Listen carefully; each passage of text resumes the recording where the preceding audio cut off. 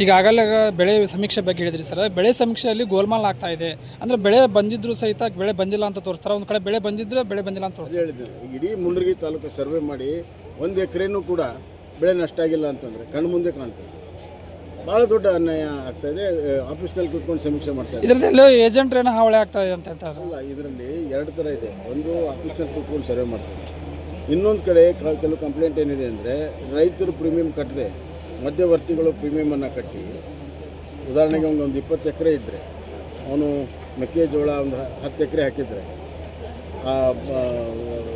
ಸಂಪೂರ್ಣ 20 ಎಕರೆಗೆ ಪ್ರೀಮಿಯಮನ್ನು ಕಟ್ಟಿ ಎಲ್ಲ 20 ಎಕರೆನೂ ಕೂಡ ನಷ್ಟ ಆಗಿದೆ ಅಂಥೇಳಿ ಅದನ್ನು ಬರೆಸಿಸಿ ಅಧಿಕಾರಿಗಳು ಶಾಮೀಲಾಗಿ ಇವತ್ತು ಸರ್ಕಾರಕ್ಕೂ ಕೂಡ ನುಕ್ಸಾನ ಮಾಡ್ತಾಯಿದ್ದಾರೆ. ಆಮೇಲೆ ರೈತರಿಗೂ ಕೂಡ ಒಂದೇನು ಪರ್ಸೆಂಟೇಜ್ ಮಾತಾಡ್ತಾರೆ, ಅದು ಕೇವಲ 10 ಎಕರೆಗೆ ಮಾಡಿ ಇನ್ನು ಉಳಿದ 10 ಎಕರೆ ಏನಿದೆ ಸಂಪೂರ್ಣ ಲಾಭವನ್ನು ಏಜೆಂಟ್ ತೊಗೊಳ್ಳುವಂಥ ಪ್ರಯತ್ನ ಮಾಡ್ತಾರೆ ಮಧ್ಯವರ್ತಿಗಳು.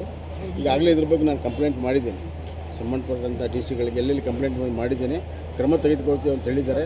ಆದರೆ ಇನ್ನೂವರೆಗೂ ಕ್ರಮ ತೆಗೆದುಕೋಬೇಕು. ಮಧ್ಯವರ್ತಿಗಳ ಹಾವಳಿ ಜಾಸ್ತಿ ಇದೆ.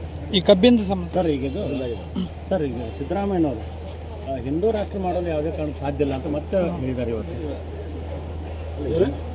ಹಿಂದೂ ರಾಷ್ಟ್ರ ಮಾಡೋಕ್ಕಾಗಲ್ಲ ಅಂತ ಹೇಳಿದ್ದಾರೆ ಸರ್. ಅವ್ರಿಗೂ ತಮ್ಮ ಕುರ್ಚಿಯನ್ನು ಉಳಿಸ್ಕೊಳ್ಳೋ ಸಲುವಾಗಿ ಇಲ್ಲ ಸಲ್ಲದ ಹೇಳಿಕೆಗಳನ್ನು ಹೇಳ್ತಾರೆ, ಅಪ್ರಸ್ತುತ ಹೇಳಿಕೆಯನ್ನು ಹೇಳ್ತಾರೆ, ಕೇಂದ್ರದ ಮೇಲೆ ಗೂಬೆ ಕುಂದಿಸೋ ಕೆಲಸ ಮಾಡ್ತಾರೆ, ಭಾಳ ಸರ್ಕಸ್ ಮಾಡ್ತಾಯಿದ್ದಾರೆ ಕುರ್ಚಿ ಉಳಿಸ್ಕೊಂಡು. ಅದರ ಒಂದು ಭಾಗ ಈ ಹೇಳಿಕೆ.